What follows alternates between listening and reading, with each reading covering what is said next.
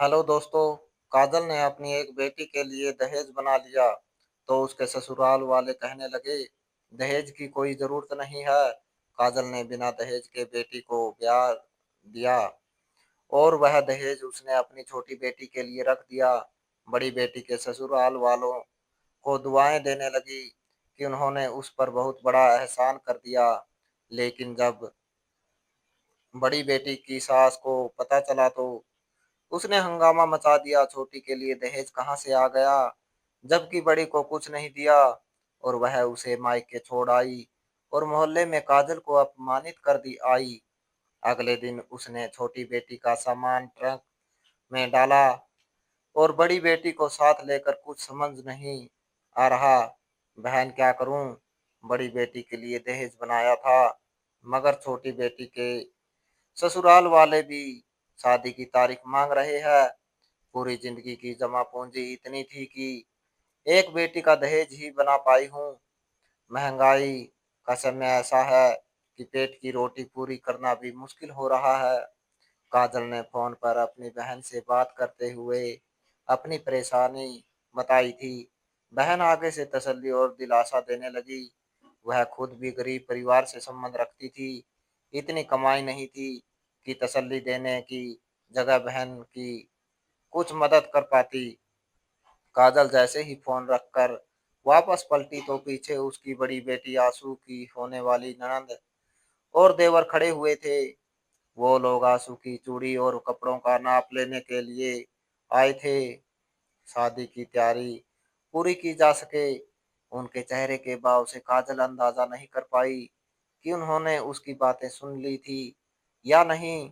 वह लोग आंसू को अपने साथ लेकर बाजार की ओर निकल गए, जबकि काजल एक बार फिर अपनी जिंदगी भर के साथ थी सिलाई मशीन पर झुक गई और धड़ाधड़ कपड़े सिलाई करने लगी। यह सिलाई मशीन हमेशा से उसका सहारा रही थी। पति के देहांत के बाद उसने सिलाई करके ही अपनी दोनों बेटियों को पाला था और इसी कमाई से आंसू के लिए दहेज इकट्ठा किया था। वह आजकल ना सिर्फ अपनी बेटी के दहेज के कपड़े सिलाई कर रही थी बल्कि मोहल्ले वालों के कपड़े भी सिलाई कर रही थी। दिन रात उसे बस कपड़े सिलाई करने का ही काम था। थोड़ी देर बाद पूजा उसके पास आ बैठी और उसे अपने हाथ से खाना खिलाने लगी, क्योंकि काजल को तो खाना खाने का भी होश नहीं था। माँ बस करें, कितनी मेहनत करेगी, भगवान मालिक है, जो होगा देखा जाएगा। शादी की तारीख ना देने पर ज्यादा से ज्यादा यही होगा कि वह लोग रिश्ता तोड़ देंगे ना। कोई बात नहीं। सर झुकाए पूजा रोटी का चकोर बना रही थी और साथ ही अपनी माँ को भी तसल्ली दे रही थी, जबकि काजल ने उसकी बात पर पलट कर उसे देखा। भगवान ना करे ऐसा हो, इतना अच्छा रिश्ता है, हाथ से जाना नहीं चाहिए। आजकल कहाँ मिलते हैं ऐसे शरीफ और अच्छे लड़के। तुम बच्चों वाली बातें मत करो। माँ की बात सुनकर पूजा मुस्कुरा दी थी। उसे हमेशा ही अपनी माँ पर गर्व हुआ करता था, जो इतनी मुसीबतों के समय भी बिल्कुल संतुष्ट रहा करती थी। शादी की तैयारियां जोरों पर थी। छोटी के ससुराल वाले शादी की तारीख लेने पर जोर दे रहे थे। एक दिन दरवाजे पर दस्तक हुई। काजल ने जाकर दरवाजा खोला तो उसका होने वाला जमाई और आंसू की शादीशुदा ननद और उसका पति खड़े हुए थे। उन्होंने अंदर आने की अनुमति मांगी तो काजल ने उन्हें अंदर आने को कहा। औपचारिक बातें करने के बाद जो बात उन लोगों ने कही उसे उसने काजल के दिल को जैसे ठंडक पहुंचा दी। उसे अपने कानों पर विश्वास नहीं आ रहा था। यह सब उसे एक सपने की तरह लग रहा था कि उसके ससुराल वाले इतनी बड़ी बात कह सकते हैं। मगर आंसू के ननंद ने काजल का हाथ पकड़ते हुए कहा, आंटी जब आपने अपनी इतनी अच्छी बेटी हमें दे दी है तो हमें दहेज की कोई जरूरत नहीं है। काजल ने कहा, नहीं, मैं अपनी बेटी को दहेज जरूर दूंगी। कैसे खाली हाथ उसे घर से विदा कर सक दूं। ननंद ने फिर प्यार से कहा, नहीं आंटी, हमें दहेज की कोई ज़रूरत नहीं है। हमारे पास भगवान का दिया हुआ सब कुछ है। बस आप निश्चित होकर शादी की तैयारियां करें। खुद पर ज़्यादा बोझ मत डालें। अगर आप कुछ करना ही चाहती है तो कुछ कपड़े दे दें, वह भी अपनी आसानी को ध्यान में रखते हुए, वरना हमें एक सुई भी नहीं चाहिए। उनकी बात सुनकर काजल ने एक भरपूर नजर उन पर डाली। उसके पास धन्यवाद कहने के लिए शब्द ही नहीं बचे थे। वह तुरंत उठी और उनकी बात पर उनका धन्यवाद करने में लग गई। काजल की खुशी देखकर आंसू की ननद मुस्कुरा दी थी। जब से उसकी छोटी बहन और भाई ने आकर बताया था कि काजल आंसू की छोटी बहन के दहेज को लेकर इतनी परेशान है, तब से ही वह काजल से बात करना चाहती है। मगर शादी की तैयारियों में व्यस्त होने के कारण आने की फुर्सत ही नहीं मिल रह सकी थी। आज जैसे ही समय मिला तो काजल के पास आ गई थी और उसके बोझ को हल्का कर दिया था। समय कैसे गुजर गया पता ही नहीं चला। काजल शादी की तैयारियों में पूरी तरह जुटी हुई थी। फिर बारात का दिन आ पहुंचा। बारात दरवाजे पर खड़ी हुई थी। आंसू दुल्हन बनकर बैठी हुई थी। यह पल काजल के लिए बहुत ही कठिन थे। काजल की आंखों में बार बार आंसू आ रहे थे, मगर उसके साथ यह भी सोच रही थी कि आज यह समय आया था और उसकी बेटी अपने घर की होने जा रही थी। काजल पहले पूजा की शादी को लेकर बहुत चिंतित थी, मगर जब आंसू के ससुराल वालों ने दहेज लेने से इनकार कर दिया था, तो काजल ने खुशी खुशी पूजा के ससुराल वालों को शादी की तारीख दे दी थी, क्योंकि जो सामान उसने आंसू के लिए बनाए रखा था वही अब वह पूजा को दे सकती थी। शादी अच्छे तरीके से निपट गई थी, मगर शादी के बाद वह हुआ जिसकी काजल ने कभी कल्पना भी नहीं की थी। उसे लगा था कि परीक्षा के दिन खत्म हो गए हैं, जिम्मेदारियां पूरी हो गई है, मगर यह उसकी भूल थी। जिम्मेदारियां तो अभी बाकी थी, परीक्षा तो अभी उसके सर पर मंडरा रही थी। आंसू की शादी के कुछ दिन बाद ही उसकी असली कहानी शुरू हो गई। सामने से तो सब कुछ अच्छा लग रहा था, लेकिन घर के अंदर के हालात कुछ और थे। सास हर समय उस पर नजरें जमाए रखती। वह जरा सी देर खाने में लगा देती या पानी देर से लाती तो सास की बातें शुरू हो जाती। तुम दहेज लेकर नहीं आई हो तो कम से कम सेवा तो अच्छी कर सकती हो। तुम्हारी माँ ने हमें तो कुछ नहीं दिया, तो अब तुम्हें दिन रात इस कमी को पूरा करना होगा। आंसू सर झुकाए सब कुछ सुनती रहती। उसे अपनी माँ की बातें याद आती कि बेटी ससुराल में धीरज और सहनशीलता ही औरत का गहना होता है। आंसू यह सोचकर खामोश रहती कि समय के साथ सब ठीक हो जाएगा, लेकिन समय के साथ हालात और बिगड़ने लगे। कभी खाने में नमक ज्यादा होने पर ताने मिलते, कभी कपड़े धोने में देर हो जाती तो डांट पड़ती।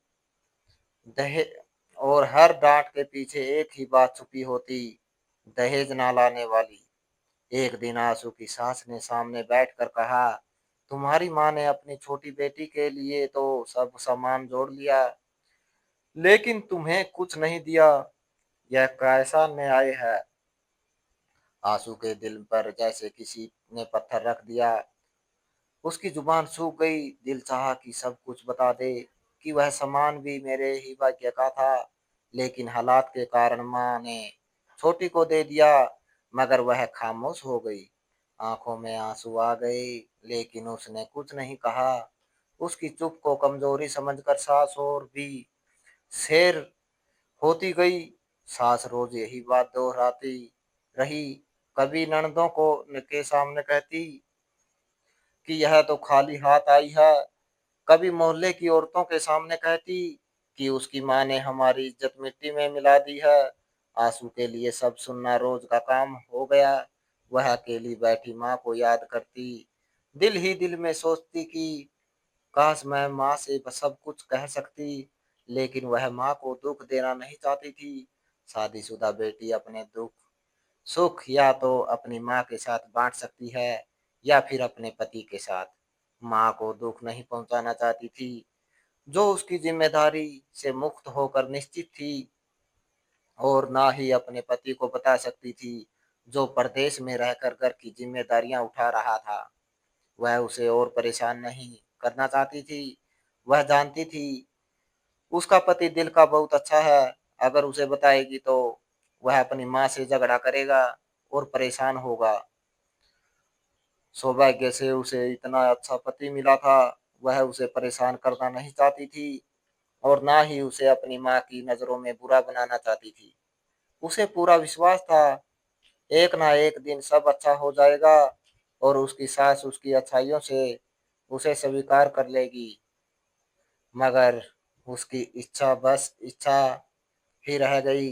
एक दिन एक छोटी सी बात पर घर में कोहराम मच गया। आंसू ने सब्जी बनाई तो सास बोली, इसमें नमक मिर्च तो है ही नहीं। वो बोली, मुझे तो ठीक लगी थी।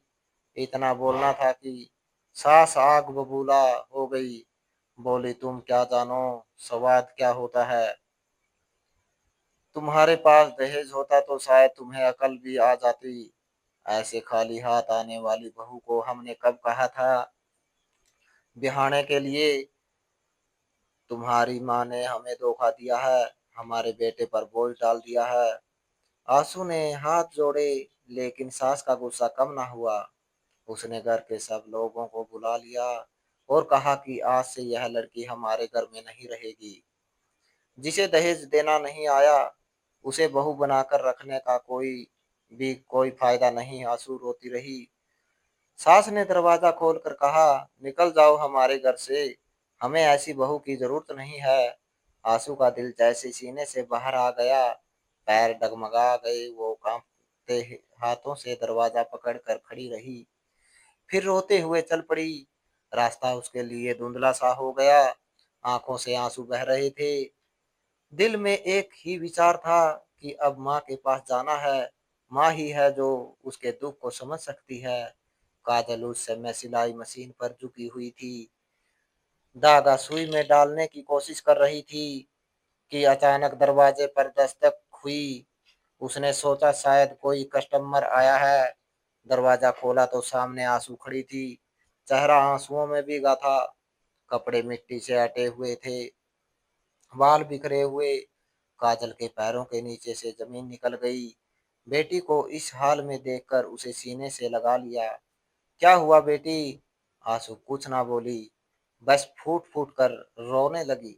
माँ ने फिर सवाल किया। अंदर ले गई, पानी पिलाया और बिठाया। आंसू ने हिचकियों के बीच इतना ही कहा, माँ मुझे उन्होंने घर से निकाल दिया है। दहेज ना देने के कारण सास मुझे रोज ताने देती रहती थी। मैं सहन करती थी, मगर आज एक मामूली सी बात का पतंगड़ बनाकर उन्होंने मोहल्ले भर के सामने मुझे बुरा भला कहा और फिर घर का दरवाजा मेरे सामने बंद कर दिया। अब मैं क्या करूं, कहाँ जाऊं? मेरे लिए ससुराल में कोई जगह नहीं बची। काजल के दिल पर हथौड़े बरसने लगे। वह सोच भी नहीं सकती थी कि हालात इतने बिगड़ जाएंगे। आंखों में आंसू आ गए, लेकिन बेटी के सामने मजबूत बनकर बैठ गई। बेटी, यह तेरा घर है, यह तेरा मायका है। अगर उन्होंने निकाल दिया है तो चिंता मत कर, भगवान बहुत बड़ा दयालु है, वही रास्ता निकालेगा। मेरी बच्ची, बस तू परेशान ना हो। उन्होंने मुझे खुद दहेज देने से मना किया था, इसलिए मैंने वह दहेज पूजा के लिए रख दिया था। मुझे माफ कर दो मेरी बच्ची। पूजा के ससुराल वाले तो शायद उस पर इतना अत्याचार भी ना करते जितना तुम्हारे ससुराल वालों ने तुम पर कर दिया। मुझसे गलती हो गई। आंसू माँ की गोद में सर रख कर सिसकियां लेती रही। पूजा भी आकर अपनी बहन को दिलासा दे रही थी। उसके दिल में अब सिर्फ एक दुख था कि काश वह दहेज लेकर विदा होती तो शायद लोग उसे यूं अपमानित ना करते। लेकिन भाग्य के फैसले इंसान के बस में नहीं होते। रात होने तक माँ बेटी ऐसे ही बैठी रही। काजल के दिमाग में बार बार यह विचार आता रहा कि क्या सच में माँ होना इतनी बड़ी परीक्षा है। बेटियों को पालकर बड़ा करना, उन्हें पढ़ाना लिखाना, उनकी शादी करना, और फिर भी सुकून नसीब ना होना मिलना। सुबह होने तक काजल ने फैसला कर लिया था, अब वह अपनी बेटी को यूं बेसहारा नहीं छोड़ेगी। अगर दुनिया दहेज मांगती है तो मांगती रहे, लेकिन वह अपनी बेटी को यूं अपमानित नहीं होने देगी। सुबह सवेरे उसने मोहल्ले के कुछ मजदूरों को बुलाया और कहा कि वह एक ट्रक की व्यवस्था करें। पूजा के दहेज का सारा सामान एक एक करके ट्रक में रखा जाने लगा। पलंग, संदूक, बर्तन, पर्दे, कालीन, सब कुछ जैसे बरसों की मेहनत थी, जो अब एक ही दिन में घर से निकल रहा था। काजल की आंखें बार बार भीग जाती थी, लेकिन वह अपनी बेटियों के सामने कमजोर नहीं पड़ना चाहती थी।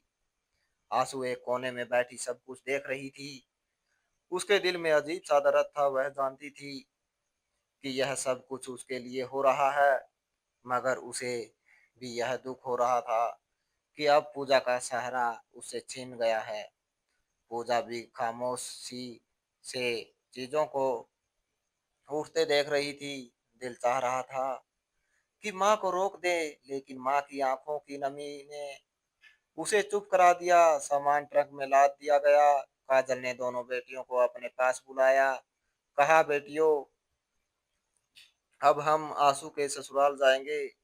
आंसू के ससुराल के मोहल्ले में ट्रक रुकवाया, लेकिन पैर बाहर निकालते ही वह रुक गई। मोहल्ले के खाली प्लॉट की ओर देखा।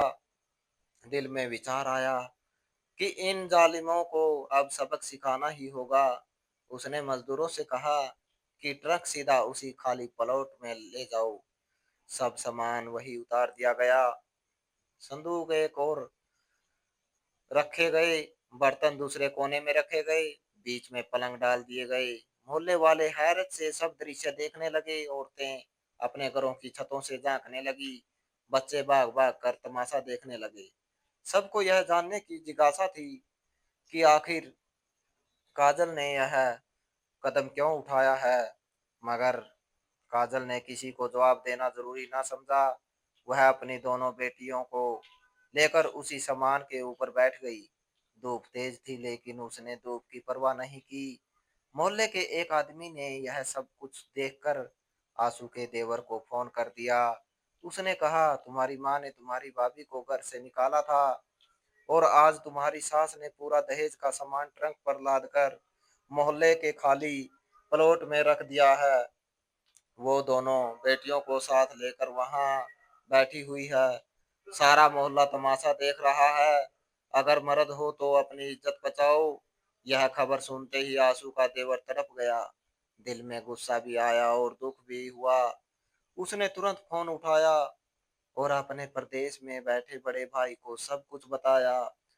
कहा कि यह तमाशा बहुत बढ़ गया है, माँ को समझाओ, खुद आकर सबके सामने उनसे जवाब मांगे। बड़ा भाई भी सख्ती में आ गया।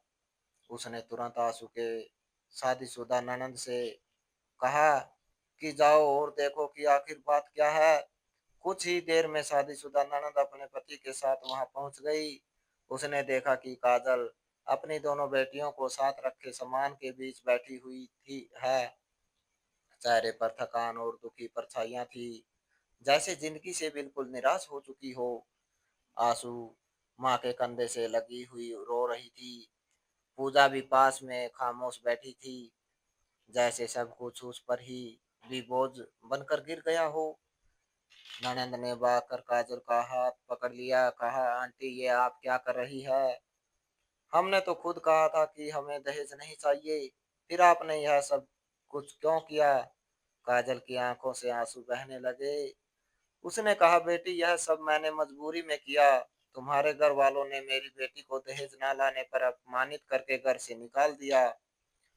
मोहल्ले भर के सामने उसका तमाशा बनाया गया। मैंने सोचा कि अब सच्चाई सबके सामने रख दूं। यह लो दहेज का सारा सामान। अगर यही मेरी बेटी की इज्जत की कीमत है तो ले जाओ। ननंद ने रोते हुए कहा, आंटी, भगवान के लिए ऐसा ना कहें। हमें सच में कुछ नहीं चाहिए था। यह सब मेरी माँ की जिद है। हमने कभी यह इच्छा नहीं की कि आप हमें दहेज दे। मेरा भाई भी दहेज लेने पर राजी नहीं है। वह चाहता है कि आंसू हमारे घर खुशी से रहे, लेकिन माँ के सामने सब मजबूर है। मोहल्ले वाले एक दूसरे से बातें करने लगे। कुछ औरतें कहने लगी कि काजल ने सच कहा है, आजकल लोग दहेज के बिना बहू को अपनाने के लिए तैयार नहीं होते। कुछ लोग कहने लगे कि सास ने बहुत गलत किया है। आंसू के बाग में यह दिन भी आना था। काजल ने ननंद को कहा, बेटी तुम्हारी बात अपनी जगह है, लेकिन मैंने आज जो फैसला किया है वह वापस नहीं लूंगी। यह सब सामान अब इसी प्लॉट में रहेगा। मैं और मेरी बेटियां भी यहीं बैठेंगी, ताकि सब लोग सब देख ले कि एक माँ ने अपनी बेटी की इज्जत के लिए कितना बड़ा कदम उठाया है। आंसू के ननदोइये ने जब यह सब सुना तो उसके अंदर आग भड़कती गई। उसने कहा, या तो माँ आंसू को अपने घर वापस ले और इज्जत से रखे, या फिर मैं खुद अदालत का दरवाजा खटखटाऊंगा और अपनी पत्नी को डिवोर्स दे दूंगा, क्योंकि वह भी बिना दहेज के मेरे घर पर आई थी। काजल का साहस और भी बढ़ गया था। पूरा मोहल्ला गवाह बन गया चुका था। प्लॉट में बैठी बेटियों की आंखों में आंसू थे, मगर दिल में यह भी था कि उनकी मां ने उनके लिए समाज का डट कर सामना किया था। सब तक वहां लोगों शाम तक वहां लोगों की भीड़ लगी रही। कुछ लोग सामान के आसपास बैठ गए, कुछ लोग बातें बनाते रहे, लेकिन काजल अपनी जगह से ना हिली। वह अपनी बेटियों के साथ वहीं बैठी रही और रो रो कर भगवान से प्रार्थना करती रही। 2 दिन काजल अपनी बेटियों के साथ भूखी प्यासी वहीं बैठी रही। तब तक आंसू का पति भी विदेश से आ गया। उसने आते ही आंसू को उठाया और अपने गले से लगा लिया। मुझे माफ कर दो आंसू, मगर तुम्हें मुझसे बात करनी चाहिए थी। मुझे बताना चाहिए था जो तुम पर बीत रहा था। मैंने भी अपनी माँ के स्वभाव को जानते हुए भी तुमसे कुछ नहीं पूछा। सब मेरी ही गलती है। उसने सारा सामान ट्रक में लोड करवाया और वापस घर पहुंचा दिया। फिर आंसू से माफी मांगी और अब काजल सास के पैर भी पकड़कर माफी मांगी और फिर आंसू को अपने घर ले गया। घर पहुंचकर उसने अपनी माँ से कहा कि अगर आज के बाद आपने आंसू के साथ कोई गलत व्यवहार किया तो मैं यह घर छोड़कर हमेशा के लिए चला जाऊंगा और जीजा जी भी दीदी को डिवोर्स दे देंगे। क्या भूल गई है वह दिन जब हमारे हालात भी खराब थे और दीदी के ससुराल वालों ने दहेज ना लेकर आपका कितना बोझ हल्का कर दिया था। दीदी ने भी तो आंसू की माँ को बोझ हल्का करना चाहा था, उनके साथ भलाई करने की कोशिश की थी, मगर आपने उसी भलाई को मेरी पत्नी के लिए सजा बना दिया। अब फैसला आपके हाथ में है। अगर शादीशुदा बेटी को घर बिठाना है और बेटे से भी हाथ धोना है, तो अब की बार मेरी पत्नी को बुरा भला कहकर घर से निकाल दे। लेकिन अगर बेटी का घर बसाए रखना चाहती है और बेटा भी आपके साथ रहे, तो मेरी पत्नी की इज्जत करें। बेटे की बात सुनकर आंसू की सास सोच में पड़ गई। फिर शर्मिंदा होते हुए कहने लगी कि वह आज के बाद अपनी बहू के साथ बुरा व्यवहार बिल्कुल नहीं करेगी। वह अपने बुरे समय को भूले बैठी थी, मगर दामाद ने बेटी को डिवोर्स की धमकी देकर उन्हें वह बुरा समय दोबारा याद दिला दिया था। इस तरह एक माँ के हौसले ने अपनी बेटी का घर उजड़ने से बचाने के साथ साथ उसे उसकी इज्जत भी दिला दी थी। दोस्तों, दहेज का अभिशाप है, इसलिए हमें यही कोशिश करनी चाहिए कि इससे दूर ही रहा जाए तो अच्छा है। दहेज का लालच बुरी बला ही नहीं, घर का नाश भी है। तो दोस्तों, इस कहानी को लेकर आपकी क्या राय है? कमेंट बॉक्स में कमेंट करके ज़रूर बताएं। और अगर आपको हमारी आज की कहानी अच्छी लगी हो तो प्लीज़ लाइक ज़रूर करें। अगर आपने अभी तक हमारे एसके की जुबानी 2.0 चैनल को सब्सक्राइब नहीं किया तो ज़रूर कर लीजिए। तो मिलते हैं ऐसी एक और मोटिवेशनल कहानी के साथ। Thanks for watching.